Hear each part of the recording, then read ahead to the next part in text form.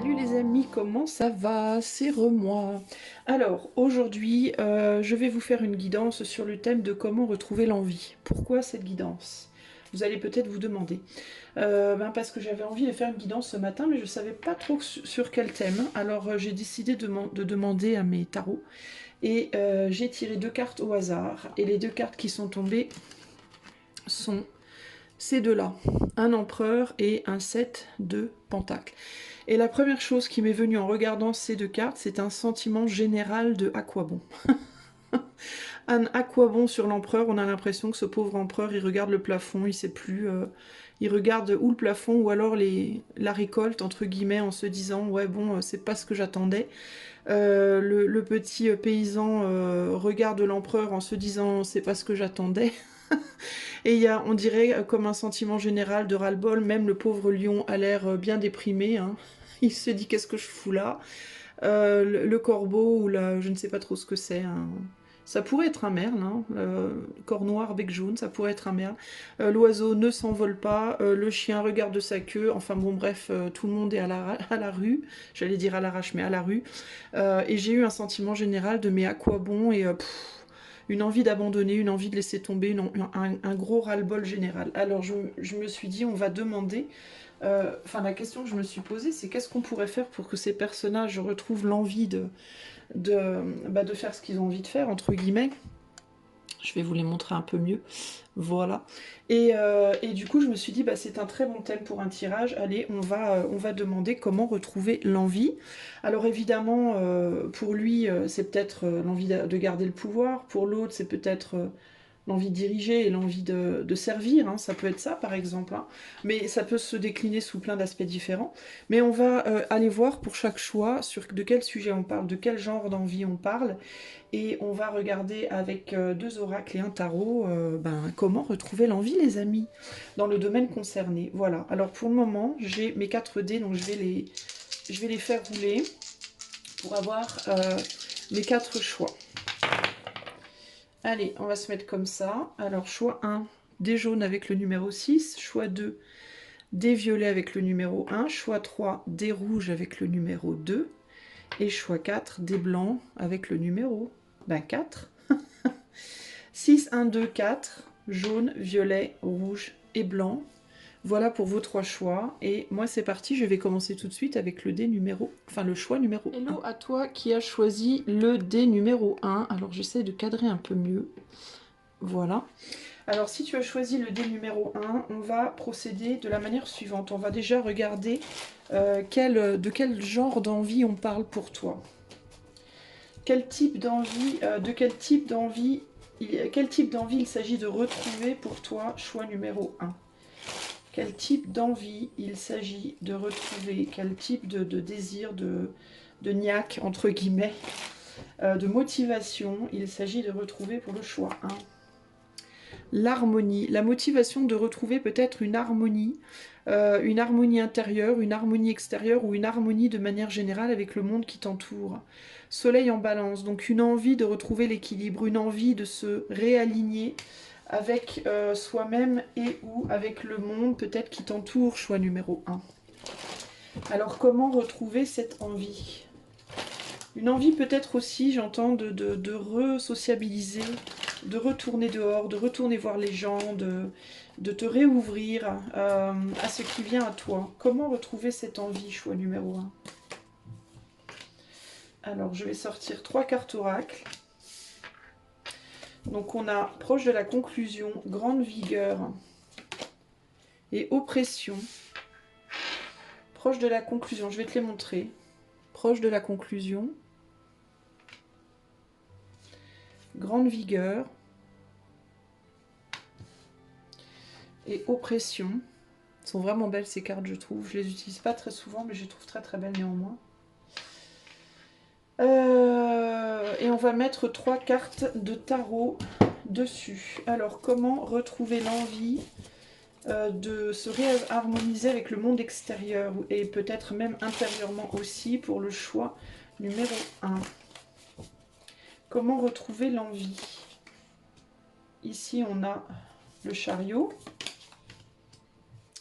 le chevalier de coupe et le 5 de coupe. Ok. Alors toi, ça va passer par la nécessité d'accepter de gérer un deuil, d'accepter de faire face à un deuil auquel tu ne veux pas faire face, je pense.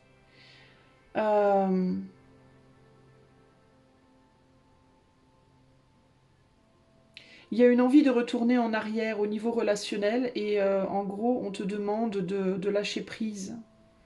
Parce que ici, on peut te parler de ton cercle amical, cercle familial, cercle affectif,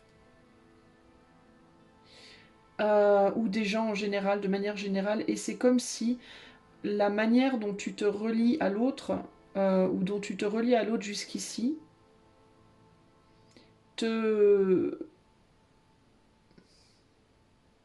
provoque une disharmonie intérieure. Et c'est comme si toi, il fallait que tu quittes l'harmonie extérieure pour retrouver l'harmonie intérieure, ou alors que tu acceptes de sacrifier ton harmonie intérieure pour pouvoir retrouver l'harmonie extérieure. Il y a quelque chose comme ça. Il y a l'idée de devoir laisser un monde derrière pour pouvoir te concentrer sur l'autre. Tu refuses de faire quelques sacrifices que ce soit en réalité ici. T'arrives pas à avoir envie d'essayer de trouver une solution parce que tu sais que le fait d'essayer de trouver une solution va te pousser à faire une forme de deuil que tu n'as pas envie de faire, en gros. Le deuil de quelque chose de plutôt léger, de plutôt superficiel au profit de quelque chose euh, de beaucoup plus solide, plus profond. Il y a ici aussi pour toi un combat entre la qualité et la quantité, véritablement.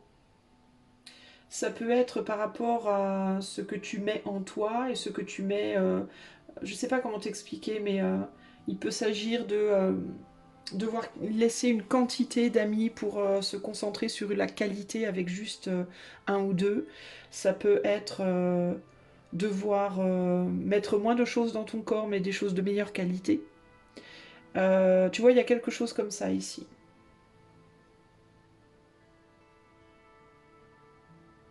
Je pense que tu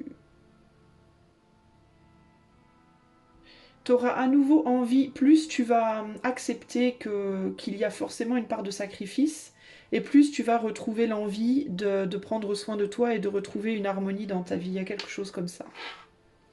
Je vais rajouter une carte sur le côté sombre du chariot, là. Qu'est-ce que Chouin n'arrive pas vraiment à laisser derrière? Tout un monde, tout plein de choses. Un monde, en réalité. Et vers quoi Chouin a du mal à aller? Vers le changement, bah oui, forcément. En fait, toi, tu veux pas de changement. Tu voudrais retrouver l'envie, mais sans avoir besoin de changer quoi que ce soit, en réalité. Et sauf que c'est pas possible. C'est pas possible. Il faut te laisser aussi, et j'entends, porter par les choses qui te font du bien au moment présent. Ça peut être la solution pour affronter un deuil qui est difficile. Tu peux avoir tendance aussi à te dire que le monde d'après ou ce qui vient après sera forcément négatif. Et c'est pas forcément vrai.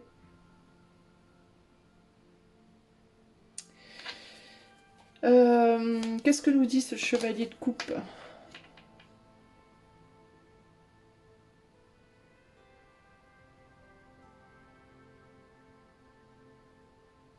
Tu peux avoir une difficulté toi aussi avec le fait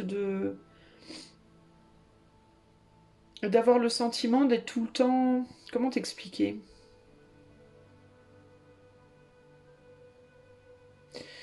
Qui a tout le temps quelque chose au-dessus de toi, quelqu'un au-dessus de toi, que t'es jamais vraiment libre de tes actions, que tu dois toujours obéir à quelque chose ou à quelqu'un. Euh, il peut y avoir un truc, quelque chose par rapport à la valeur de toi-même, ta propre valeur dans ce monde.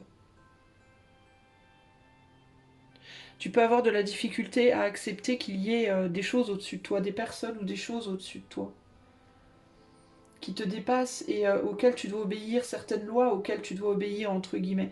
Et il peut y avoir une problématique ici, véritablement, avec le concept du fait qu'on n'a pas la... Comment on dit le libre arbitre, entre guillemets, de ce qui arrive dans le monde et de ce qui nous arrive individuellement, ici.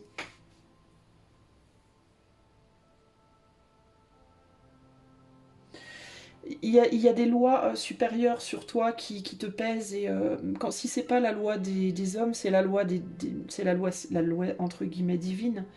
Et j'ai l'impression que tu as vraiment, toi peut-être, choix une problématique avec ce concept-là. Tu voudrais peut-être avoir l'impression que c'est toi et toi uniquement qui dit. Wow, j'ai deux mots qui se battent là, qui dirige et qui digère, et c'est pas du tout ce que je veux dire. Qui décide, je voulais dire décide, et j'ai dirigé et digéré qui me viennent. Alors peut-être que tu as du mal à digérer le fait que tu ne peux pas diriger, en fait, que c'est pas toi qui dirige la situation, que tu es tributaire, en tout cas au moins partiellement, euh, de forces au-delà qui te dépassent. Tu voudrais peut-être pouvoir faire ton deuil de cette oppression-là. Un sentiment d'oppression.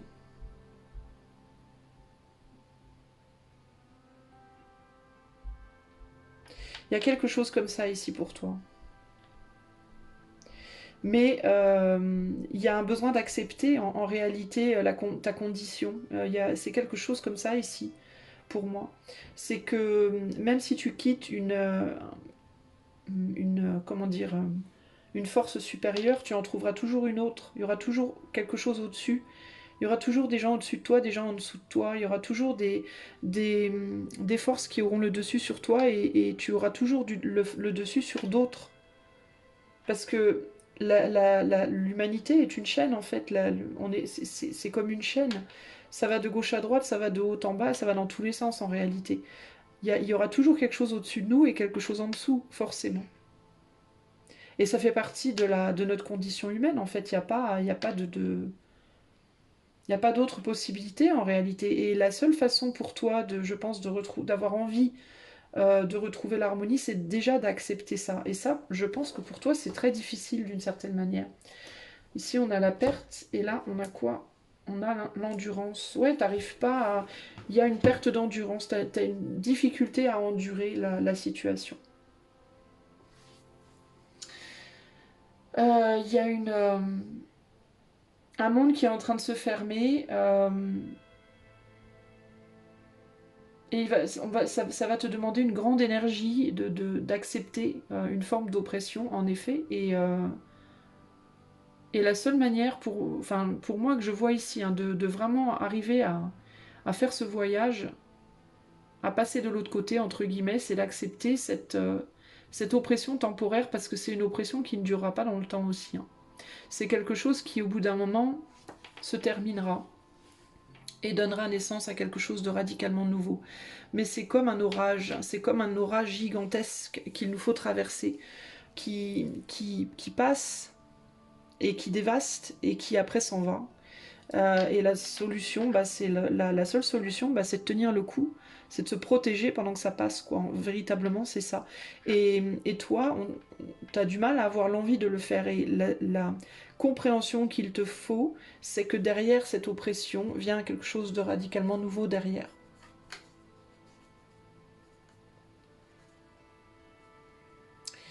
Il te faut comprendre que le monde tel que tu le vis là maintenant va s'en aller et qu'un nouveau monde arrive à toi. Voilà. Et la manière d'avoir envie, c'est de l'accepter véritablement, c'est ça, c'est de l'accepter et d'être ouvert ou ouverte aux possibilités. Je vais demander un message pour chaque carte ici, pour toi. Alors pour le choix 1, de la conclusion, quelle ligne? 6. Alors 64, 6, ça sera ton message de fin de guidance. C'est difficile en fait pour moi de te dire ça, hein. Parce que c'est hyper... c'est délicat quoi. Mais c'est comme un...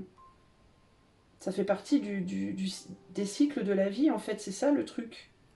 C'est comment on peut dire ça de manière agréable, je sais pas.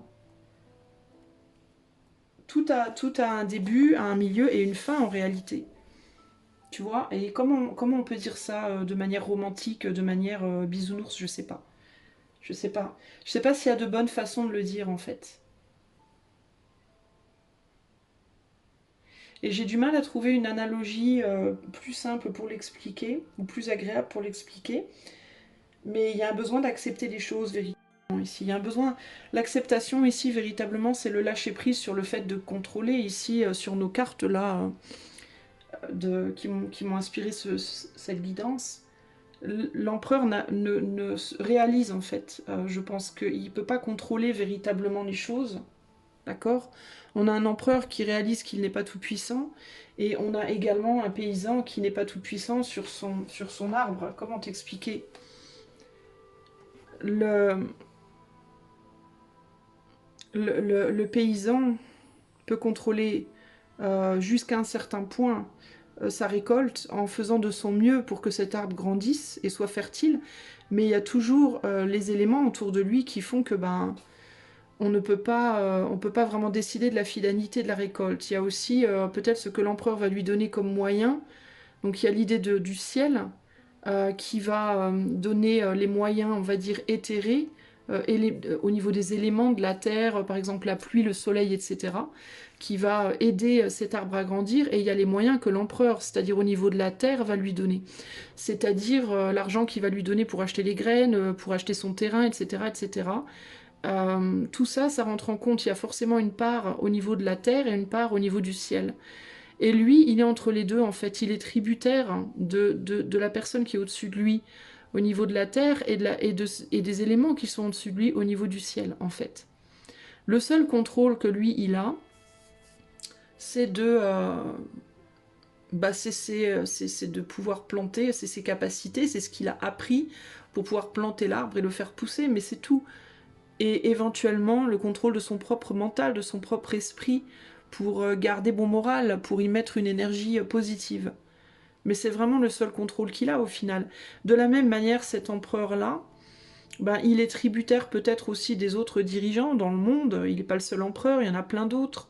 Donc pour garder son royaume en paix, ben, il est tributaire des autres empereurs. Et il est tributaire aussi ben, des fruits que ce paysan va lui donner pour se nourrir, pour qu'il puisse vivre.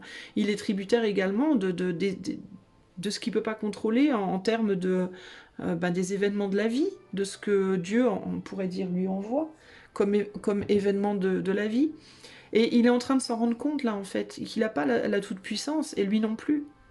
Mais le lion non plus, l'oiseau non plus, le chien non plus. Personne en fait n'a la toute-puissance, l'arbre non plus. On est tous tributaires en partie de la terre, en partie de l'éther finalement. Et nous, on ne peut contrôler véritablement que l'espace entre les deux. C'est ça en fait l'idée. Hein. Et on est un ballotté entre les événements terrestres et les événements célestes. Et le seul contrôle que l'on a, c'est le contrôle de notre intériorité, de notre mental. C'est vraiment ça en fait l'idée. Hein. On n'a pas vraiment le contrôle sur le reste au final. Hein. Et donc l'idée, c'est de comprendre ça et de l'accepter. Pourquoi l'accepter? Parce que qu'est-ce qu'on peut faire d'autre concrètement que l'accepter? Qu'est-ce qu'on peut faire d'autre au final? Quel choix on a autre que ça? On n'a pas d'autre choix que ça. On est dans cette condition-là et donc il faut faire avec en fait, hein, véritablement. Et toi, eh bien c'est ça, c'est vraiment l'idée d'accepter que tu n'as pas tous les pouvoirs dans ta situation. Tu comprends? Alors 64-6, de quoi on te parle ici? Un sentiment de bien-être apaisant survient à la fin de conflits avec les autres ou contre soi-même. Profitez-en, mais pas trop, au risque de perdre votre vision et votre assurance, alors que déguster un verre de vin peut symboliser la douce lueur du succès, boire une bouteille entière éteint la lumière. Ok? Ça, c'est le premier conseil ici. Ensuite, sur la grande vigueur, on a donc garder toujours l'équilibre entre les choses. Alors 34. Et on a la ligne 1 qui te dit « Posséder une grande vigueur ne suffit pas à s'assurer le succès. Si vous commencez votre mouvement à partir d'une position d'infériorité ou de faiblesse, vous efforcer à tout prix d'avancer trop tôt ou trop rapidement vous apportera le malheur. Même pour ceux qui possèdent une grande force et de grandes capacités, le progrès doit être réalisé pas à pas. » Donc ici, on te dit que la première chose à faire pour toi, c'est d'être mesuré dans tes actes, ne pas trop faire et ne pas rien faire, ou ne pas rien faire ou ne pas trop faire, garder un juste milieu. Et ici, on te dit qu'il te faut avancer pas à pas, il ne faut pas aller trop vite. Vos efforts... attends. Si vous commencez votre mouvement à partir d'une position d'infériorité ou de faiblesse, vous efforcez à tout prix d'avancer trop tôt ou trop rapidement, vous apportera le malheur. Donc encore une fois, il y a un besoin de mesure. Dans les deux cartes, là, il y a une idée de vraiment marcher sur le fil du rasoir, d'être mesuré dans la manière de faire les choses. Et au niveau de l'oppression... Alors, qu'est-ce qu'on a au niveau de l'oppression? On a... le trait 5 qui te dit « Si vous trouvez que vos idées et vos bonnes intentions sont étouffées par la lourdeur bureaucratique, vous n'avez peut-être pas d'autre choix que de souffrir patiemment. Considérez vos efforts comme un sacrifice au dieu de l'efficacité. » Donc, en gros, ce qu'on te donne comme conseil, toi, pour passer entre guillemets cet orage, c'est d'être mesuré dans tout, dans la manière, dans ce que tu fais et dans la manière de le faire, et de laisser passer l'orage. T'as pas le choix, en fait, véritablement, choix numéro 1 ici, dans le domaine concerné. Et je pense que c'est par rapport, toi, plus à... Ça parle à l'équilibre, concrètement. On est dans le jaune aussi, alors ça peut parler aussi des finances, du matériel des finances. Ça peut parler de valeur, ça peut parler de la valeur de toi-même, de la valeur de tes relations, etc., etc. De l'harmonie en général dans ta vie. Comment retrouver l'envie?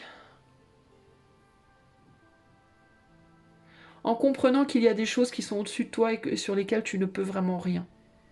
Et surtout en l'acceptant, parce que plus tu vas être dans la rébellion face à ça, et plus ça va être vraiment compliqué pour toi d'avancer en fait. Plus tu vas te compliquer la tâche, et plus tu risques de tomber dans une forme de tristesse intérieure, et une difficulté du coup à en sortir.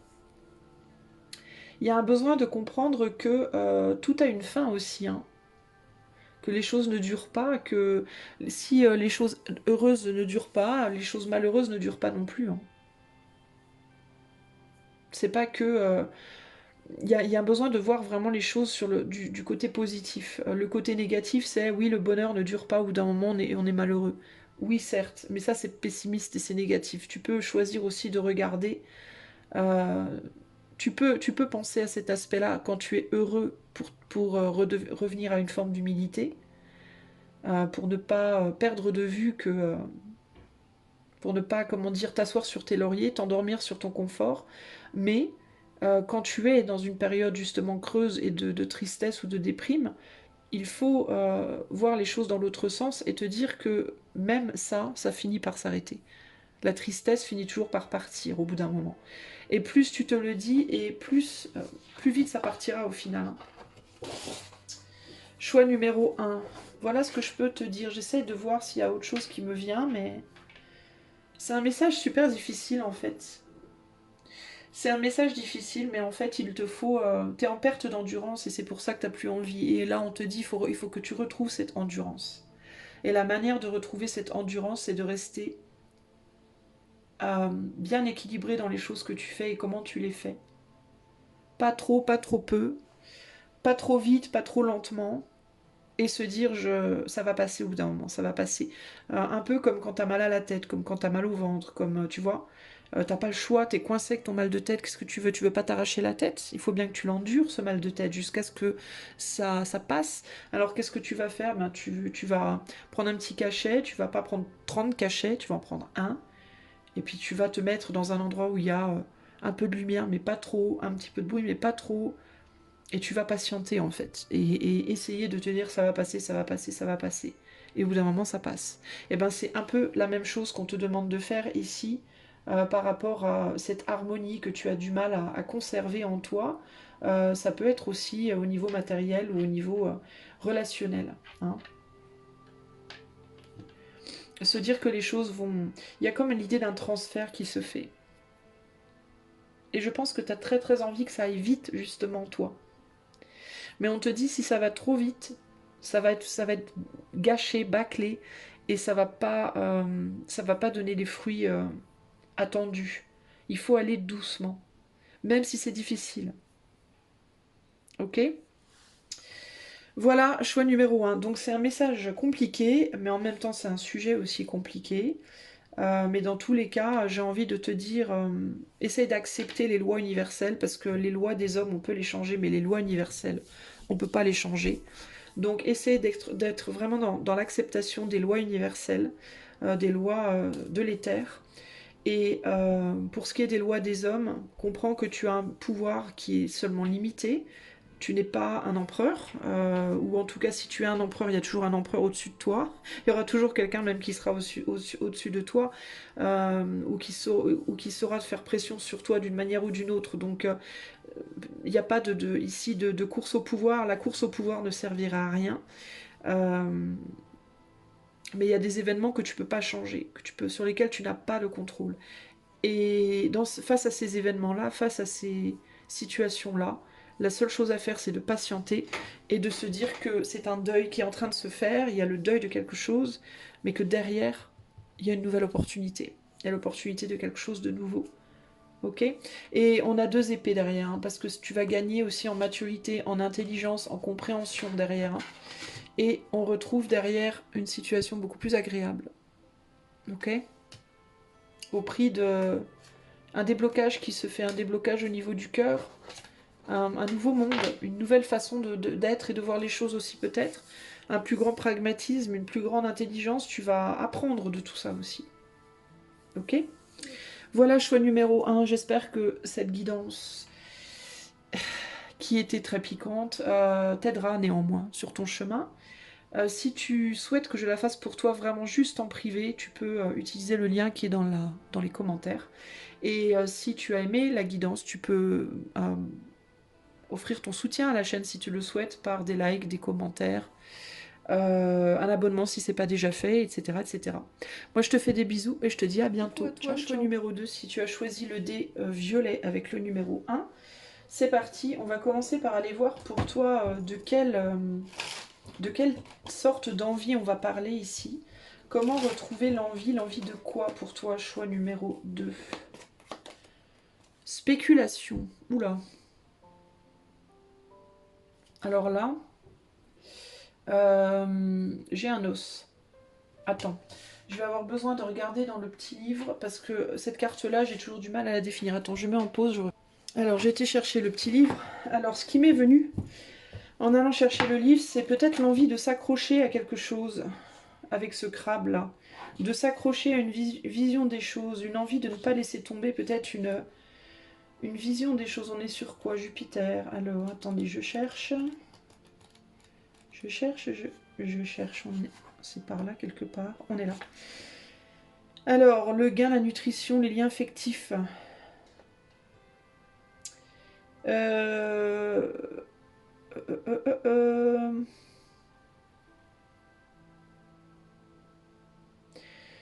Le gain, la nutrition, les liens affectifs. Les liens affectifs. Alors, une envie de s'accrocher à quelqu'un, une envie de rester avec quelqu'un, une envie de quoi? Une envie de s'accrocher à une manière de faire.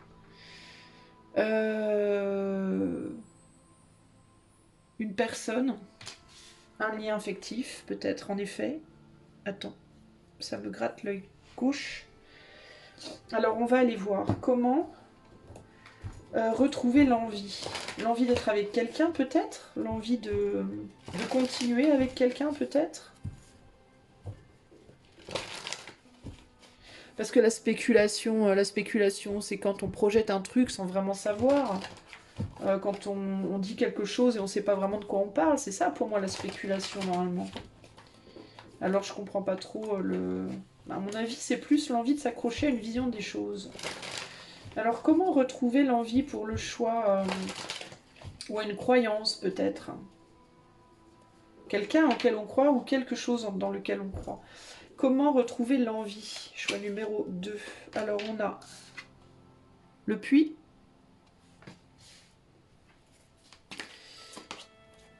l'humilité et la grâce et la beauté. Le puits, l'humilité, la grâce et la beauté. Bon, ok. On va tirer les cartes de tarot. Comment retrouver l'envie pour le choix numéro 2? Comment retrouver l'envie?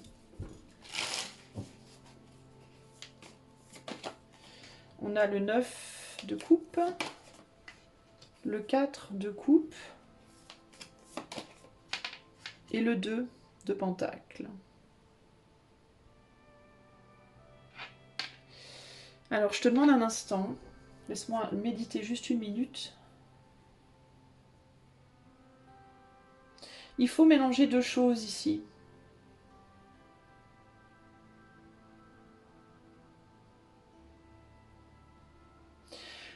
En mélangeant deux situations, deux mondes, deux choses, deux éléments, c'est ce qui me vient en premier là, véritablement.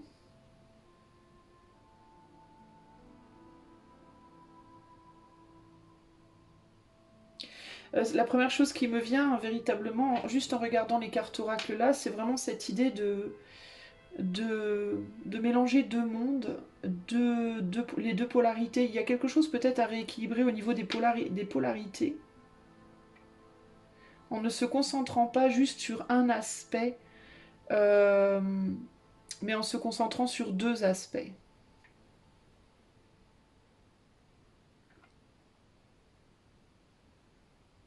J'entends en revenant aux bases aussi, c'est bizarre ça.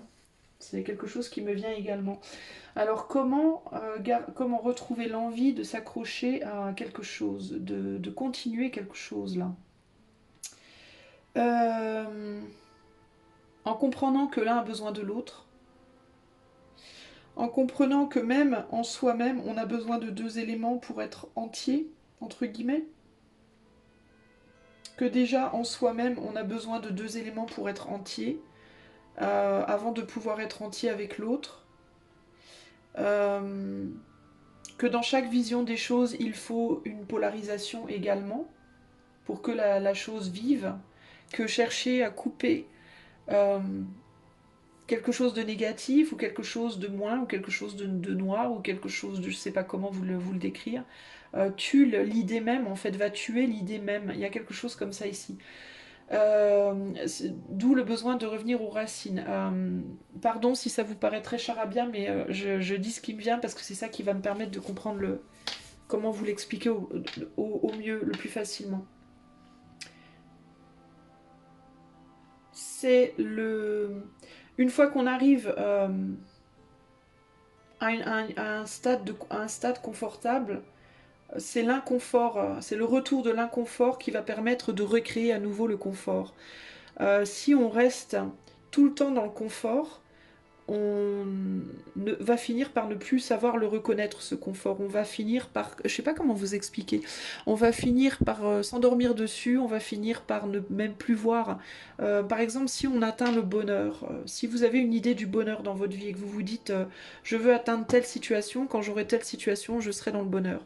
Donc tu atteins ta situation, tu trouves le bonheur, et après quoi? Si rien ne vient jamais challenger ce bonheur, si rien ne vient jamais le mettre inconfortable, le déstabiliser, alors comment peux-tu au bout d'un moment ne pas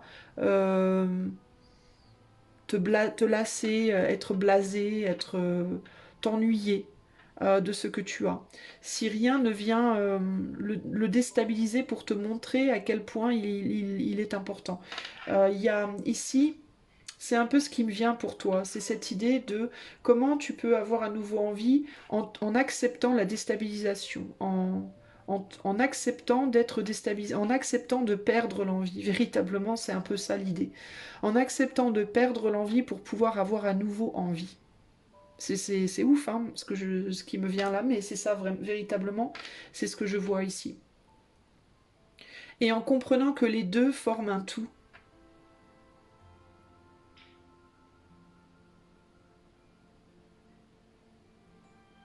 que le sommet de la montagne, quand tu as atteint le sommet de la montagne, tu vas apprécier la vue, mais tu ne l'apprécieras qu'un certain temps. Au bout d'un moment, il te faudra retourner en bas de la montagne pour pouvoir réapprécier le bas de la montagne et pour te redonner envie de remonter au sommet. Tu vois ce que je veux dire? C'est vraiment ça l'idée ici.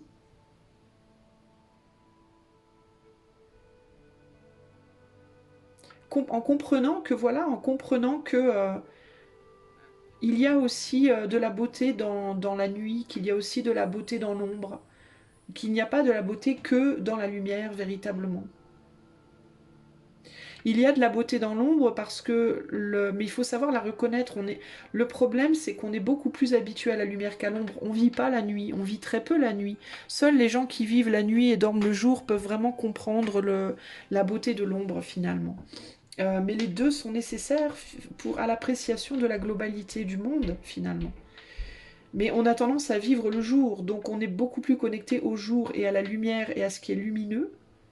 Mais ça ne veut pas dire que la nuit n'existe pas, ça ne veut pas dire que l'ombre n'existe pas, et ça ne veut pas dire que la nuit n'est pas belle, d'ailleurs.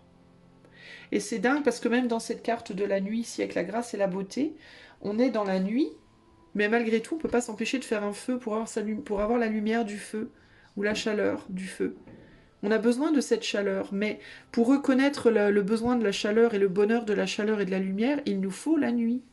Pour sublimer, c'est quelque chose qui va sublimer justement la chaleur et la lumière. C'est le froid et l'ombre qui va sublimer la chaleur et la lumière. De la même manière que la chaleur et la lumière vont sublimer la froideur et l'ombre de la nuit. Les deux marchent ensemble en fait. C'est ce qui fait que c'est si beau au final, c'est ce qui fait la richesse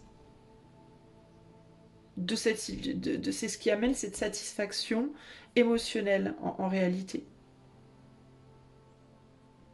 Tu vois? Qu'est-ce qu'on a ici? Bah voilà, on a la liaison. Les deux sont liés, véritablement. Les deux sont liés. Ici, on a la polyvalence. Donc encore cette idée de travailler avec tout, avec tous les éléments, d'être polyvalent. Donc comment retrouver l'envie? Eh bien, en comprenant que si tu es dans une phase où les choses te paraissent bof, les choses te paraissent barbantes, chiantes, je sais pas moi, que t'es blasé, que t'as plus trop envie, ou que t'as une manière de voir les choses, mais que t'as plus trop envie de continuer à voir les choses comme ça, ou que t'es dans une relation, un couple, où t'as plus trop envie de continuer, et tu voudrais retrouver l'envie, mais tu sais pas comment, eh bien retrouve l'envie en comprenant que ta présente situation de non-envie, en fait, est nécessaire à la naissance de l'envie prochaine, de l'envie future, que les deux travaillent ensemble, et il y a aussi cette idée que les opposés les plus riches, plus les opposés sont extrêmes, plus la situation est en réalité riche ici. Plus elle est difficile, évidemment aussi, mais plus elle est riche également. Moins les opposés sont extrêmes, plus les opposés ont tendance à se fondre l'un dans l'autre facilement, et moins c'est riche parce que quand les opposés sont trop presque au même niveau, ben, on peut dire que la vie est presque terminée, quoi. Il s'agit plus que de ça pour que ça s'arrête, pour qu'il n'y ait plus de vie. Alors que quand les opposés sont très forts, la vie est très forte aussi. Les émotions sont plus fortes aussi, tu vois? Donc c'est comme si la situation présente pour toi, elle était en mode... comment t'expliquer? C'est comme si elle était nécessaire justement à l'appréciation du tout. Enfin c'est particulier, hein, mais par exemple, concrètement, si tu... Ici on est quand même sur du violet, on est sur le 1, donc il y a quelque chose en toi aussi. Comment avoir envie de garder... une vision de toi positive peut-être, ou une vision de la spiritualité positive, puisqu'on est sur le violet, de ta valeur, de ce que tu crées, une créativité peut-être aussi, en comprenant que les moments de douleur, les moments de difficulté, les moments, si c'est par rapport par exemple à une philosophie, à une vision de la vie, si tu as des moments de doute par rapport à ce en quoi tu crois, par exemple, plus le doute va être fort, plus le moment de vérité qui va suivre va être fort également, et plus la totalité de la situation, la totalité de ton projet ou de ta vision ou de cette croyance va avoir de la valeur, finalement, va prendre en valeur pour toi finalement. Le fait de dépasser les moments de difficulté qui vont être difficiles vont ramener une lumière qui derrière va briller d'autant plus fort. Et donc ça va nourrir encore plus au final ta vision et ta croyance, et ce qui va ramener l'envie automatiquement. L'envie va renaître en réalité. On va aller voir les conseils qu'on te donne par rapport à ces 3 cartes avec ton dé. Alors, pour la carte 48, quelle ligne je dois lire pour le choix 2? La ligne 5. 48, 5.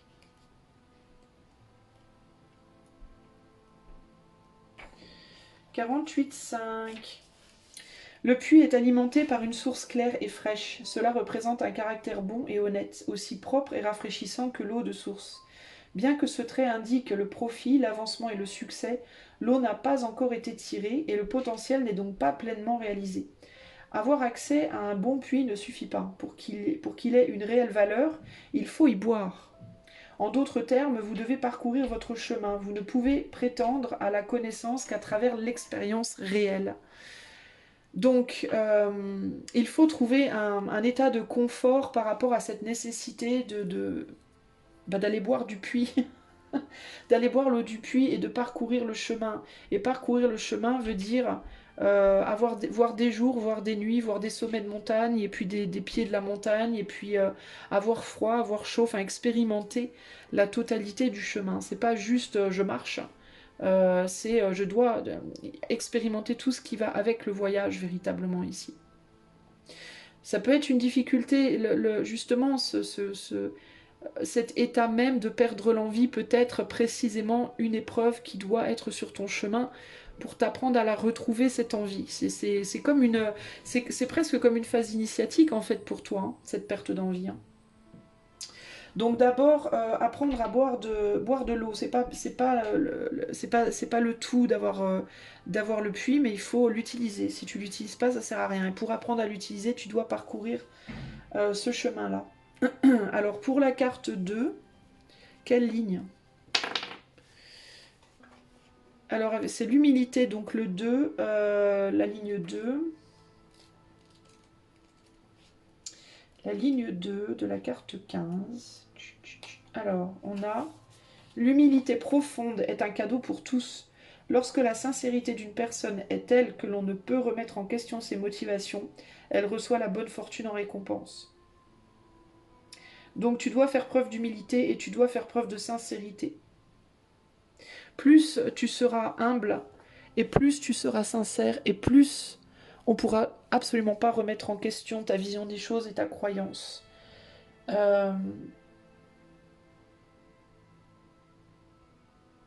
Plus tu vas expérimenter le chemin, plus tu vas y croire en fait. Plus tu vas apprendre, plus tu vas croire en ce que tu apprends, plus tu vas y croire, plus tu vas être sincère et humble, et plus tu vas. Et c'est le chemin, et c'est les difficultés de ton chemin aussi qui vont t'apporter l'humilité. Et plus tu auras de l'humilité et de la sincérité, et plus tu vas être crédible aussi, et plus les autres auront envie de s'engager avec toi sur ce chemin. Plus ta vision sera forte en réalité. Pour la carte 22.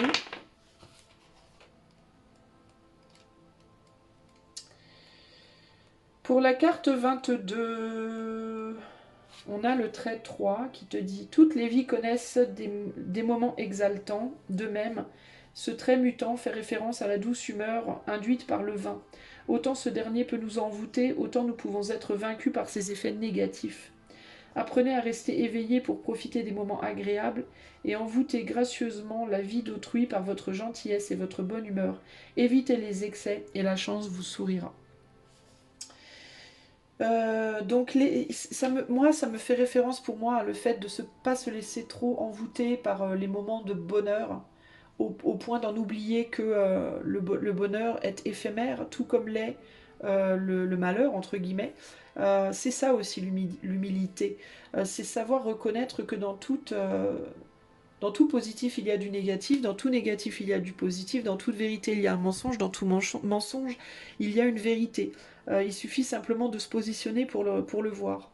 Ça c'est aussi une preuve d'humilité et c'est aussi une vérité en soi d'ailleurs, qui est aussi un mensonge si on regarde les choses sous un angle différent, mais ça fait partie aussi des vérités de la situation. En tout cas, ici, c'est pour moi une des choses dont il faut se souvenir.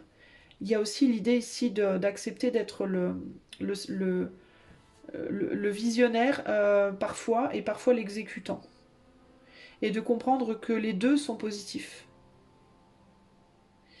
Et accepter de donner aux autres et accepter aussi que les autres vont nous donner. Euh, de partager ses visions. Écouter la vision de l'autre, même si elle est radicalement opposée à la tienne, ne veut pas dire que tu vas changer ta vision. Ça veut juste dire que tu vas parcourir le chemin, entre guillemets, que tu vas t'ouvrir à d'autres possibles et donc t'enrichir d'une certaine manière. L'enrichissement, accumuler de l'argent, ne veut pas dire que l'argent que tu avais avant, tu vas le perdre. D'accord euh, C'est pas parce qu'on te donne quelque chose et que tu le prends que tu perds ce que tu avais précédemment. C'est pas nécessairement une corruption. On ne va rien te prendre si tu ne le donnes pas véritablement. D'accord? Si on te prend quelque chose, c'est parce que tu le donnes, ou bien dans l'acte de le donner, ou bien dans une décision de ne rien faire quand on te le prend. De ne pas l'empêcher, de ne pas faire quelque chose pour l'empêcher. Et si tu fais quelque chose pour l'empêcher et qu'on te le prend quand même, c'est simplement que ça devait arriver. C'est qu'il y a quelque chose qui va remplacer, qui doit l'être là pour le coup. Mais accepter une information différente de la tienne, accepter une vision différente de la tienne, pas l'accepter en termes de l'entendre, de la considérer et de la prendre comme un potentiel enrichissement et pas une critique ou pas un élément qui va te corrompre, entre guillemets, ne va pas te corrompre. Ça va juste t'apporter quelque chose. Tu décides d'en faire ce que tu en fais, tu prends ce que tu prends, tu jettes ce que tu jettes, entre guillemets, mais fermer tes bras, fermer tes portes à ça va t'empêcher de t'enrichir spirituellement et intérieurement et affectivement et mentalement, etc., etc. Et puis en même temps va t'empêcher de parcourir le chemin initiatique sur lequel tu es et que tu dois parcourir. Et si tu ne le parcours pas, tu n'apprendras pas à utiliser tes capacités. Et si tu n'apprends pas à utiliser tes capacités, bah, tu vas perdre ta vision au fur et à mesure et tu vas perdre l'envie de la retrouver, de la garder ou d'essayer de la conserver ou de la retrouver. Ça va s'effriter entre guillemets. Euh, donc pour toi, il y a l'idée de comprendre que tu as des capacités et de les utiliser, de ne pas t'asseoir dessus véritablement, mais de les utiliser et d'accepter le risque de perdre des choses, mais aussi le risque d'en trouver de nouvelles. Ce qui se résume au final à ne rien perdre du tout, mais à simplement laisser les éléments de la vie te modeler comme tu dois être modelé. Il y a aussi l'idée ici qu'il faut que tu comprennes que tu n'as pas le plein pouvoir et le plein contrôle sur ta vie, sur toi-même et sur ta vision des choses. Tu n'as le contrôle que de ton mental et de tes décisions psychologiques, mais ton corps, les événements, l'environnement qui t'entoure, tout ça, c'est pas, tu n'as pas forcément le contrôle de tout ça. Si cette force supérieure qui nous gouverne tous, au final, les petits comme les grands, entre guillemets, parce qu'on peut être grand en étant petit et très petit en étant grand. Bref, tu vois ce que je veux dire. Mais si la force qui nous gouverne tous décide de te prendre ce qu'elle veut demain, elle le fera. Et tu n'as rien à dire. Tu vois. Donc toi, tu peux juste vivre ta vie et utiliser ce qui vient à toi du mieux de tes capacités en acceptant d'accepter et de laisser partir, qu'on peut te prendre et te donner à tout moment et de faire le mieux que tu peux avec ce qu'on te donne et ce qu'on te prend. Voilà. Mais ne pas t'asseoir sur le puits en te disant, bah de toute façon j'ai ces capacités-là, j'ai cette vision-là, j'ai cette croyance-là, et c'est comme ça, et je ne l'utiliserai pas. Voilà, je me ferme à tout, parce que je veux surtout pas qu'on me prenne ce que j'ai, je veux surtout pas qu'on me sorte de ma zone de confort, et je refuse de parcourir le chemin. C'est comme ça que tu vas... Enfin, tu ne retrouveras pas l'envie de conserver ta vision ou de l'entretenir en réagissant comme ça, concrètement. Ok ? Voilà, choix numéro 2. J'espère que cette guidance, pas forcément simple à comprendre ou à accepter même, j'espère que néanmoins tu arriveras à la comprendre et à l'accepter et qu'elle t'aidera sur ton cheminement. En tout cas, il y a vraiment besoin de comprendre que tout est lié, hein, et que, encore une fois, les tornades, elles prennent, elles donnent et elles prennent, hein. Elles nettoient et en même temps, elles prennent des choses, elles en donnent aussi avec la pluie, tout ça machin. Et il faut le comprendre et l'accepter. Ça fait partie du cycle de la vie, du cycle des éléments, du cycle des cycles, de manière générale. Et vogue avec les vagues. Tu vois, regarde, accepte de naviguer avec les vagues plutôt que d'essayer de lutter contre, en fait. Et tu retrouveras l'envie. Ok? Voilà, choix 2.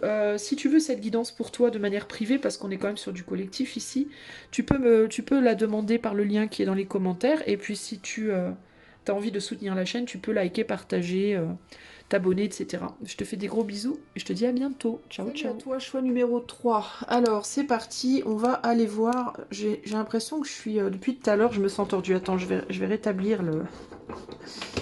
Je vais rétablir le truc, là. Parce que je me sens toute... voilà, je pense que comme ça, c'est peut-être mieux. Attends.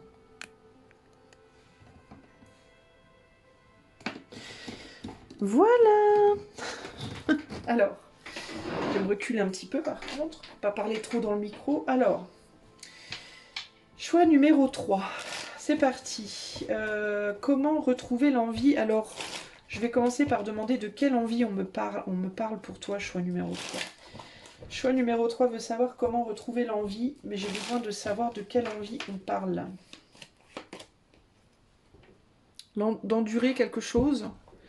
L'envie de lutter. L'envie de lutter.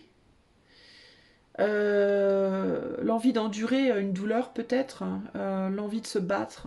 Ouais, il peut y avoir ici, en plus avec le rouge là, l'envie de se battre peut-être. Comment retrouver l'envie de se battre et d'endurer pour le choix numéro 3? Comment retrouver l'envie de se battre et d'endurer quelque chose là, ou de vaincre une situation, je sais pas, une situation difficile. Comment retrouver l'envie, choix 3?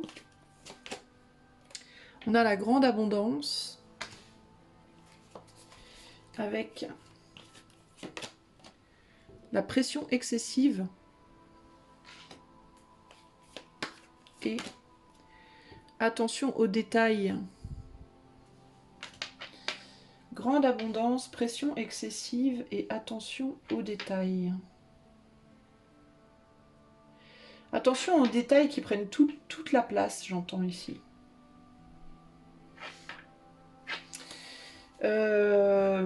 Attention aux détails qui prennent toute la place et aux détails qui deviennent tellement intenses qu'ils faussent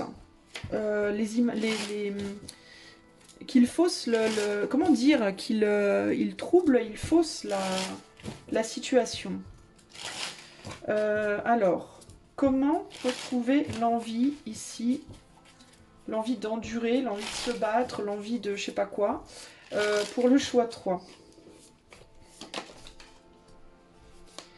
Alors, 2 de coupe, 5 de pentacle, 7 de pentacle.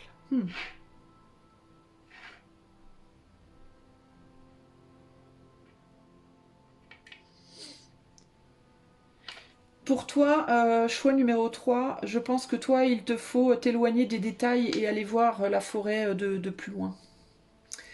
Il faut t'éloigner, il faut prendre le risque d'affronter la peur, d'arrêter de te focaliser sur quelque chose ou quelqu'un, pour pouvoir voir de plus loin la situation et réaliser à quel point ce quelque chose ou ce quelqu'un te submerge et te trompe en termes de vision des choses. Par exemple, je vais te donner un exemple concret, lambda mais concret, mais ça peut se traduire de plein de manières différentes. Admettons, tu es très concerné par la situation mondiale aujourd'hui et tu as pris l'habitude d'aller sur X par exemple, ce nom franchement, tous les jours pour aller voir ce qui se passe dans le monde.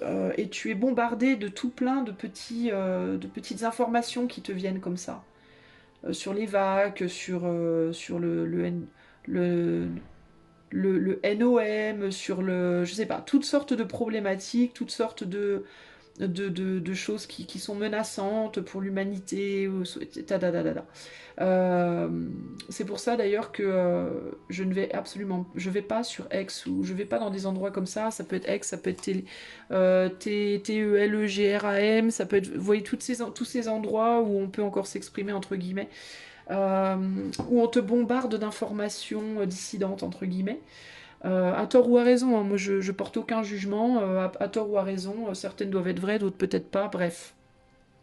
Mais le fait d'aller dans ces endroits-là, t'es bombardé de petites informations qui du coup canalisent ton attention sur des points précis, des points dont tu ne sais même pas véritablement si c'est vraiment vrai ou si c'est pas vraiment vrai, ou jusqu'à quel point c'est vrai justement ou pas vrai, quelle est la part de vérité, quelle est la part de faux, et à tel point que ça te fait monter au niveau énergétique.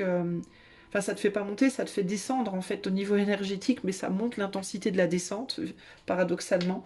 Et ça te fait peur, ça te fait très très peur. Et tu y vas toi pour le bien, parce que tu te dis il faut que je m'informe, il faut que je sache, il faut faire des choses, il faut. Mais en réalité, ça te fait plus de mal que de bien, parce que ça te submerge et au final, tu sais plus. Tu sais plus rien, tu comprends plus rien de rien. Tu es submergé de tout un tas de petites informations qui t'engouffrent, et tu sais plus où t'en es. Et tu perds ton envie justement de te battre, ça te draine de l'envie de te battre plutôt qu'au contraire te la donner, tu vois. Tu le fais tu le fais à la base pour te battre, parce que c'est ta manière d'agir pour te battre, d'aller t'informer, d'aller trouver les informations, etc. Mais en réalité, ça te draine. Mais tu t'en rends pas compte parce que tu es tellement focalisé sur ces petites infos que tu ne prends pas le temps du recul et tu ne prends pas le temps de revenir en ton centre et tu ne prends pas le temps de faire la part des choses. Tu n'arrives plus en réalité à faire la part des choses, c'est plus possible. Alors ça peut être pour ça, mais ça peut être dans une relation, ça peut être, tu vois, le fait d'être tellement avec quelqu'un, tellement tous les jours avec quelqu'un que tu oublies le monde qui t'entoure, ça peut être des choses comme ça, tu vois. Et là on te dit comment endurer, ben, d'autant plus que cette situation peut te faire du mal en fait, hein. Peut-être que tu luttes pour rester dans une bulle avec quelqu'un, alors que cette bulle, au final, elle est lourde. Au bout d'un moment, elle peut être pesante, tu vois. Et on te dit, ben, comment faire, ben, en prenant le risque de t'éloigner. Et pourquoi je dis en prenant le risque? Parce que je pense que tu as peur de lâcher ça. Je pense que tu as peur de sortir de X. Je pense que tu as peur de ne plus avoir TELEGRAM. Je pense que tu as peur de ne plus être dans cette bulle avec cette personne. Je pense parce que ça t'a tellement... Il y a eu tellement d'abondance, il y a tellement beaucoup d'infos, beaucoup de sentiments, beaucoup de connivence, beaucoup de Dieu sait quoi, que ça peut même te donner la trouille de sortir de cet univers, parce que qu'est-ce que tu vas perdre tout si tu sors de cet univers. Il n'y aura plus rien, tu vois. Il y aura plus d'infos, tu vas être dans le vide existentiel, tu n'auras plus, tu vas pas savoir ce qui se passe, tu vas pas être au courant, tu vas pas, ou qu'est-ce que tu vas faire si cette personne n'est plus dans ta vie, qu'est-ce que tu vas devenir, qu'est-ce que, mon Dieu, ça va être le vide total. Alors que non, ça va pas du tout être le vide total, ça va être le rééquilibrage justement d'un trop plein. Il va rien t'arriver en fait, hein. Tu vas juste arrêter de mettre autant d'attention aux détails, et tu vas prendre du recul et tu vas voir les choses d'une manière radicalement différente. Tu vas recalibrer ta vision et tu vas revenir à une objectivité. En tout cas, tu vas grandement te rapprocher de l'objectivité. Ok. C'est comme le point le zoom d'un appareil photo, tu vois. Quand tu zoomes pour le prendre un arbre en photo, et tu es obnubilé par cet arbre et tu le trouves tellement beau, tellement magnifique, tu as peur de dézoomer parce que tu te dis, mon Dieu, si je dézoome, je vais perdre de vue le magnifique arbre. Et qu'est-ce que je vais voir après? Bah, tu vas voir la magnifique forêt, en fait. Et du coup, tu vas voir le magnifique arbre sous un jour radicalement nouveau aussi. Tu vois, d'un seul coup, tu vas peut-être te dire, bah, il est magnifique, certes, mais waouh, je vois maintenant qu'il y a plein d'autres arbres qui sont magnifiques. Et tu vois, ça va recalibrer et remettre les choses en perspective. C'est vraiment ça en fait. Remettre les choses en perspective et te déstresser, te calmer, et réaliser que finalement c'était pas aussi grave que tu ne le pensais, c'était pas aussi... Il y a d'autres choses dans le monde, il y a d'autres personnes que cette personne, il y a d'autres informations que celle-là uniquement. Et peut-être que tu vas réaliser que dans toutes ces informations, bah, il y en avait peut-être aussi qui étaient fausses. Dans celles que tu prenais pour vraies, en mode pour confirmer ta pensée, bah, peut-être que c'était pas vrai au final, et que du coup tu vas te dire, bah, c'est peut-être pas aussi grave que je l'imagine, finalement. Tu vois, cet arbre, il est très beau, certes, mais il y en a d'autres qui sont finalement vachement plus beaux. Cette personne, elle est très importante, certes, mais il n'y a pas que cette personne, il y a plein d'autres personnes. Tu vois ce que je veux dire? Ça va tout recalibrer finalement autour de toi, et tu vas pouvoir lâcher prise de de ce que tu valorises, mais qui néanmoins te bouffe. Et en plus, tu vois ici sur ce lion, il y a des peurs de perdre ce lion qui est un magnifique animal, et en même temps des peurs que ce lion lui bouffe un mollet. Il y a toutes sortes de peurs, mais il y a cette espèce de je m'accroche parce que j'ai tellement peur que tu t'en ailles, et en même temps j'ai peur que tu restes, et en même temps j'ai peur, j'ai peur, j'ai peur. Donc j'endure ma souffrance qui n'a finalement ni queue ni tête, quoi. 90% de chances que s'il lâche prise de ce lion, le lion se barre en courant, quoi. Parce que le lion aura eu peur aussi, tu vois, il est en train d'étouffer là. Donc il y a vraiment la plus grande chance, finalement, c'est qu'il s'en aille en courant parce qu'il il en pourra plus d'étouffer, quoi. Et l'homme lui aura fait peur, tu vois. Sauf que lui, c'est pas ce qu'il se dit. Lui, il se dit, mais il va me bouffer, mais alors que ça se trouve pas du tout, mais il peut pas le savoir, parce que tant qu'il a pas lâché prise, il aura jamais sa réponse. Mais le problème, c'est que du coup, il a jamais prise, et du coup, il se stresse à mort. Et ça n'empêche qu'au bout d'un moment, il aura plus la force de tenir de toute manière. Donc c'est de l'épuisement pour rien en réalité ici. D'accord? La seule manière de vraiment savoir ce qui peut advenir de cette situation, c'est de lâcher prise au bout d'un moment. C'est tout. Et c'est quasiment garanti que ces plus grandes peurs ne se produiront pas. Au pire, peut-être il se fera mordre un coup, mais le lion, il va partir. Parce qu'il n'en pourra plus. Il sera épuisé. Il pourra plus respirer. Tu vois ce que je veux dire, choix 3 là, c'est vraiment ça l'idée. Alors je vais aller voir les conseils avec le dé. C'est un peu moins intense toi que les deux premiers choix, ton choix là. Donc toi, comment retrouver l'envie? L'envie d'endurer les choses, l'envie de se battre, eh ben, en lâchant prise et en réalisant que le combat n'est peut-être pas aussi difficile que tu l'imagines. Euh, il y aura une finalité, il y aura une résolution beaucoup plus rapide. En fait, tu vas réaliser qu'il y a il y a une résolution qui est beaucoup plus rapide que ce que tu penses. En fait, peut-être que tu vas réaliser que justement, tu n'as pas besoin d'endurer autant, que c'est pas aussi terrible que tu l'imagines. Et que ça ne sera pas aussi terrible que tu l'imagines si tu lâches prise. Tu vois, il y a un côté comme ça. Alors, on va aller voir le message de la carte 1 pour le choix 3. Carte 55, quelle est la ligne que je dois lire pour le choix 3? Ligne 3. Non, c'est pas le bon livre. Je me trompe de livre ce coup-là. N'importe quoi. Alors, carte 55, choix 3. Enfin, ligne 3. La ligne 1, 2, 3. La ligne 3 te dit: un élément rapide vient éclipser un succès récent et pourrait vous arracher des mains les rênes que vous tenez. Dans la confusion, les personnes à l'esprit étroit ou intéressées peuvent gagner en pouvoir, ce qui rend impossible d'accomplir beaucoup de choses à l'heure actuelle. Ce n'est pas votre faute, mais vous pourriez subir ensuite une période de perte et de difficulté. Toutefois, cette période ne durera qu'un temps. Donc peut-être que tu t'accroches à quelque chose parce que justement, t'as peur. Oui, t'as peur. Tu sens qu'il y a quelque chose qui cloche, et ça te fout la trouille. Ouais, dans la confusion, les personnes à l'esprit étroit ou intéressées peuvent gagner en pouvoir. Et c'est ça, t'as peur que quelque chose prenne le pouvoir. Bah, c'est ça, t'as peur que le... Tu te dis, si je lâche le lion va prendre en pouvoir. Si je relâche mon combat, entre guillemets, le lion va prendre du pouvoir. Alors que pas forcément, il va peut-être te mordre un coup la cuisse, mais il va se barrer au bout d'un moment. Parce qu'il sera trop fatigué lui-même. C'est ce qu'on te dit ici dans... cette période ne durera qu'un temps. Même s'il y a un pouvoir qui est repris pendant un temps, il sera à nouveau... le pouvoir sera repris au pouvoir éventuellement. Donc c'est pas... tu vois, à un moment donné, de toute façon, tu pourras pas rester comme ça tout le temps. Au bout d'un moment, il faudra lâcher la bride. Tu n'auras pas le choix. Conseil de la carte 2. Alors 28, ligne 2.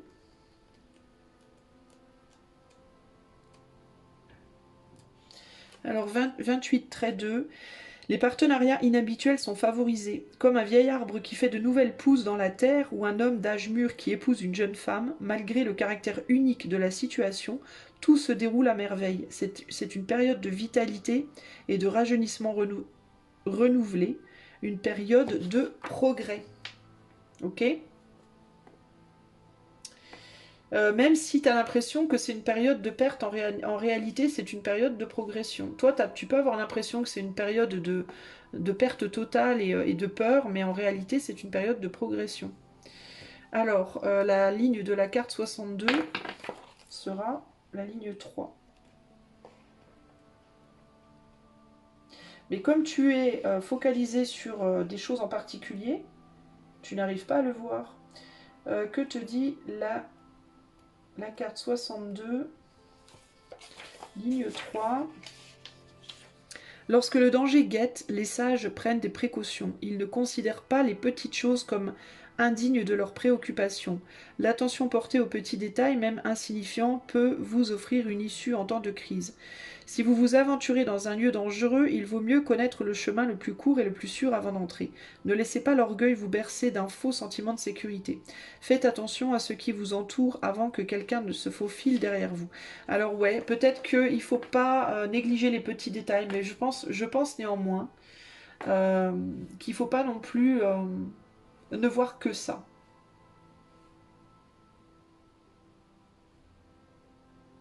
Je pense qu'il faut un équilibre entre les deux. Il faut voir les petits détails, mais savoir garder une distance, un lâcher-prise pour aussi ne pas être complètement submergé par eux. Je pense que c'est vraiment un mélange des deux. Parce que là, à côté de l'attention au détail, on a la pression excessive. Donc il faut pression excessive par une abondance pour moi de petits détails. Donc pour moi, se focaliser sur les détails, oui, mais pas trop. Trouver un juste milieu entre regarder le sapin et regarder la forêt, véritablement. Et c'est comme ça que tu vas réussir à retrouver l'envie de te battre, toi. Si tu es en train de perdre espoir, courage, patience, il y a peut-être un besoin de s'éloigner, justement, et de revenir après, de faire face à la peur pour s'éloigner et de revenir plus tard. Parce que sinon, tu vas te faire submerger par les détails, tu verras pas l'image en grand. Et si tu t'éloignes trop et que tu fais pas du tout attention aux détails, tu vas perdre l'attention aux détails important. Donc il faut vraiment trouver pour moi un juste milieu entre l'un et l'autre. C'est très important pour toi, choix 3. Ok ? De pas être ni trop proche, ni trop éloigné du but, de la cible, de l'intérêt, de ce pourquoi tu essaies d'endurer en fait. Ou de tenir bon. Ok ? Qu'est-ce qu'on a ici, Odo ? On a bah tiens, tu vois, je te parle d'équilibre et on a la négociation juste là. Ici, on a le pouvoir réceptif. Et ici, on a la grande prêtresse. Donc on a encore cette idée de deux côtés, de deux polarités, et de sagesse, de secret et de sagesse. Il y a l'idée aussi avec la grande prêtresse et pouvoir réceptif de se fier aussi beaucoup à son intuition, d'écouter son intuition, et tu ne peux pas écouter ton intuition quand tu es submergé d'informations. Ça aussi, c'est très important de bien le comprendre. Si tu veux écouter ou pouvoir entendre à nouveau ton intuition ou ta sagesse intérieure par rapport à une situation dans laquelle tu endures et tu sais plus où t'en es, où c'est trop compliqué, où tu es trop proche du problème, recule pour pouvoir écouter ton intériorité. Et prends le risque d'affronter cette peur de lâcher prise pendant un temps. Ça ne veut pas dire qu'il faut tout lâcher, mais il y a un besoin de pouvoir voir les deux côtés de la pièce. Ok ? Voilà pour toi, choix numéro 3. J'espère que cette guidance t'aidera. Si tu veux que je la fasse pour toi vraiment en privé, tu peux me contacter par le lien du site qui est en commentaire. Et si tu souhaites soutenir ma chaîne, tu peux liker, partager, commenter, t'abonner, etc. Je te fais des gros bisous et je te dis à bientôt. Salut à toi, ciao, choix numéro 3, c'est parti. On va aller voir pour toi donc comment retrouver l'envie. Et on va aller voir par rapport à quoi. L'envie de quoi pour toi, choix 4, pardon. Choix numéro 4. Pardon, hein, mais je fatigue un peu la fin du tirage, là. C'est un tirage qui est vachement plus lourd que je l'imaginais, finalement. Enfin, une guidance qui est beaucoup plus lourde que je l'imaginais. Et on va aller voir. Comment garder l'envie? Comment retrouver l'envie ou garder l'envie? Mais l'envie de quoi pour le choix 4? De quel thème on parle pour le choix 4? La naissance, l'envie de renaître, l'envie de naître, l'envie de démarrer quelque chose, l'envie de renaître à toi-même, l'envie de donner naissance, pourquoi pas, l'envie de construire quelque chose, l'envie de quoi? Comment retrouver l'envie pour le choix numéro 4? Comment retrouver l'envie pour le choix 4? On a 12 pénétrations, intéressant, ben, disons que ça aide à procréer. Il faut toujours qu'il m'arrive un truc comme ça, moi. Comment retrouver l'envie pour le choix numéro 4? La retraite. Et grâce et beauté. Alors, je vais essayer de voir ce que ça me dit là, comme ça de prime abord.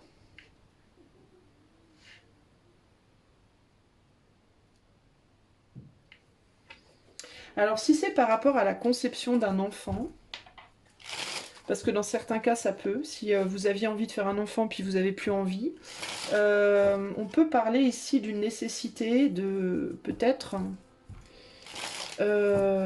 arrêter d'essayer, entre guillemets, pendant un certain temps pour retrouver la...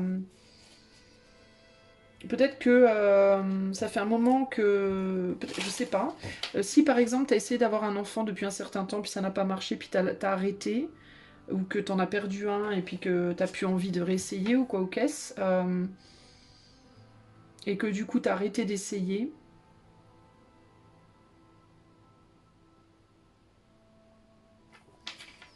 peut-être qu'il te faut...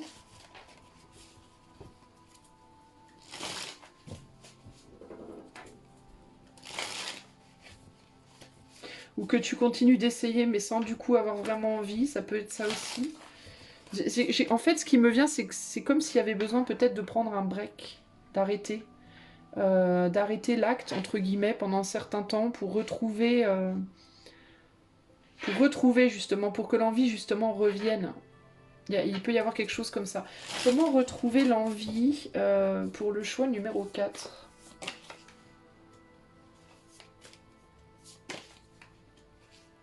Ouais, il y a vraiment quelque chose par rapport aux enfants ici, pour certains d'entre vous. Alors, qu'est-ce qu'on a? Tempérance. Tempérance. 6 de coupe, 3 d'épée.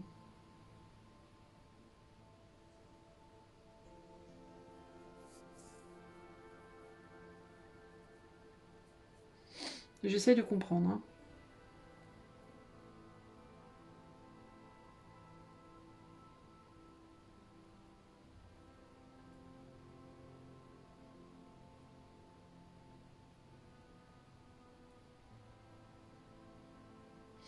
Il peut vraiment y avoir un besoin pour toi de t'éloigner. Il peut y avoir un besoin littéralement de faire une retraite, spirituelle, ou de partir seul quelque part pendant quelque temps, d'empêcher tout contact avec quelqu'un. Si t'es mère de famille, par exemple, et que t'as du mal à renaître à toi-même, puis peut-être après avoir eu des enfants, par exemple, t'as du mal à te retrouver, il peut y avoir un besoin de partir quelque temps, de laisser tes enfants derrière quelque temps. Je sais pas, une semaine, 2 semaines, de prendre du temps juste pour toi, pour faire face à ton propre être, pour ne faire face qu'à toi-même pendant un certain temps.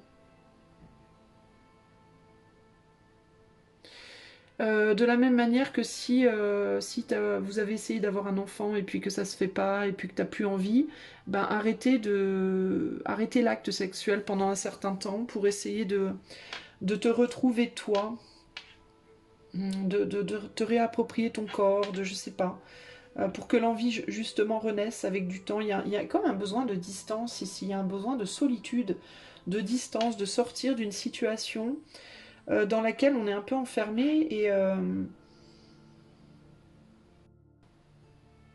et dans laquelle on a du mal à... Parce que c'est comme si on te disait qu'avant que les choses puissent se matérialiser, puissent se faire dans la matière, puissent naître dans la matière, il faut d'abord qu'elles puissent naître en toi. Et c'est comme si elles avaient du mal à naître déjà en toi. Alors je ne sais pas ce que tu essaies de créer, mais j'ai l'impression que en toi, il y a un manque d'équilibre en toi, un manque de... Il y a quelque chose qui a du mal à s'ancrer en toi déjà à la base. Et qui du coup ne peut pas prendre ancrage à l'intérieur de toi. Tu vois, en... Comment dire, en comparaison.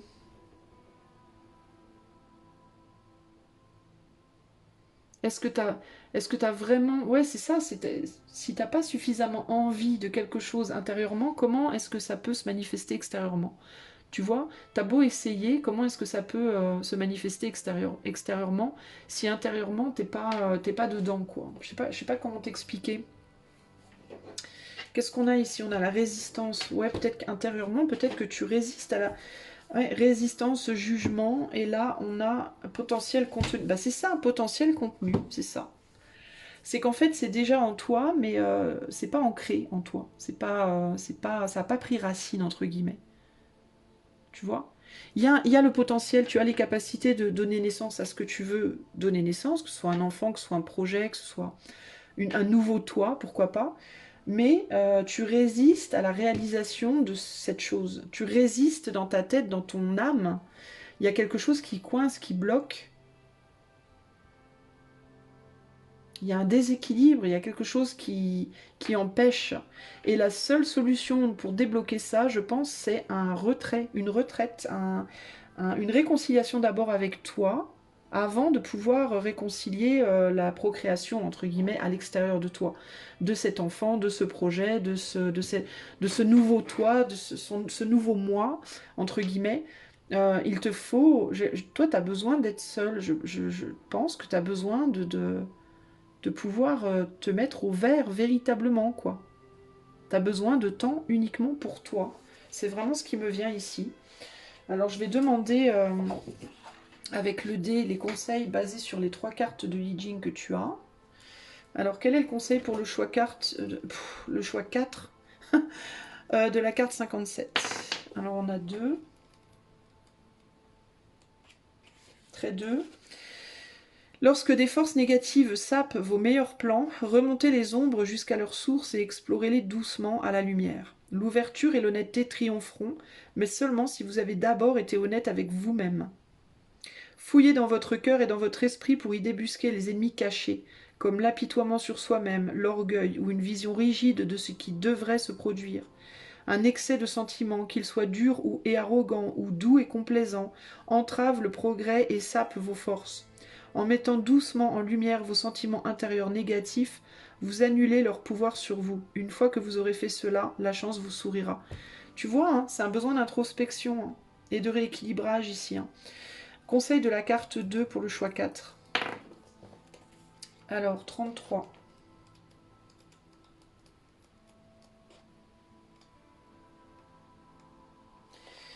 Ligne 5. Si l'on choisit le bon moment pour battre en retraite, alors cela se déroulera rapidement, amicalement et sans heurts, de manière appropriée. L'essentiel est de maintenir un objectif clair et de prendre des mesures résolues. Une fois votre décision prise, ne vous laissez pas distraire par des préoccupations de moindre importance, à vous de juger.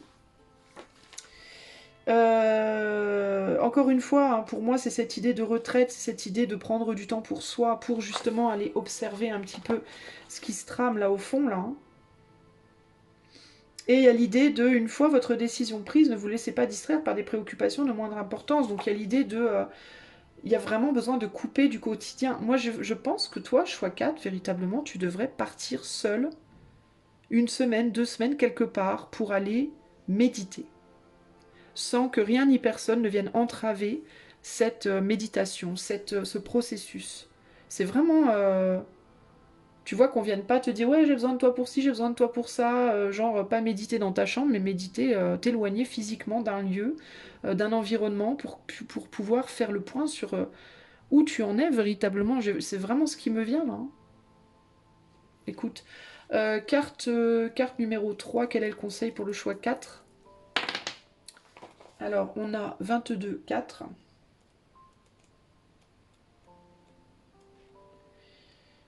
La prochaine fois que je fais un tirage comme ça, je prendrai plus de temps pour la numérologie. Là, je n'ai pas l'énergie, mais la prochaine fois, je mettrai peut-être moins de cartes et je prendrai plus de temps pour la numérologie. Alors, trait 4 te dit la grâce, le génie, la gloire et la fortune, ou la simplicité, la dignité, l'honneur et la transcendance. Si vous avez choisi la première option, cherchez un signe venant de l'extérieur. Si vous avez des doutes, regardez plutôt à l'intérieur, car il est probable que la simplicité soit la réponse. Le choix le plus simple peut s'accompagner d'un léger sentiment de regret au début, mais au bout du compte, il vous offrira une véritable tranquillité d'esprit et des relations stables avec de bonnes personnes. Là, on est sur la grâce et la beauté. Alors, attends, je vais relire celui-là. Je sens que je dois le relire. Alors, la grâce, le génie, la gloire et la fortune, ou la simplicité, la dignité, l'honneur et la transcendance. Si vous avez choisi la première option, cherchez un signe venant de l'extérieur. Si vous avez des doutes, regardez plutôt à l'intérieur, car il est probable que la simplicité soit la réponse. Le choix le plus simple peut s'accompagner d'un léger sentiment de regret au début, mais au bout du compte, il vous offrira une véritable tranquillité d'esprit et des relations stables avec de bonnes personnes. Ok, donc... Attends.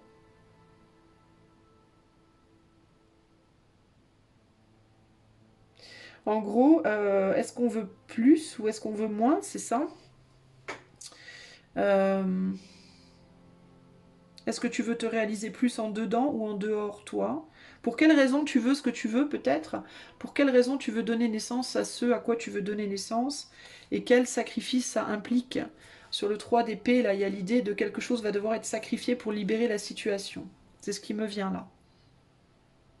Alors si ce que tu veux c'est la gloire, la fortune, le génie, la grâce, il faut que tu cherches un signe qui vient de l'extérieur de toi. Par contre, si tu as un doute ou si tu préfères la dignité, l'honneur, la transcendance, la simplicité, il faut que tu regardes en toi. Et c'est pour ça qu'on te demande de faire une retraite.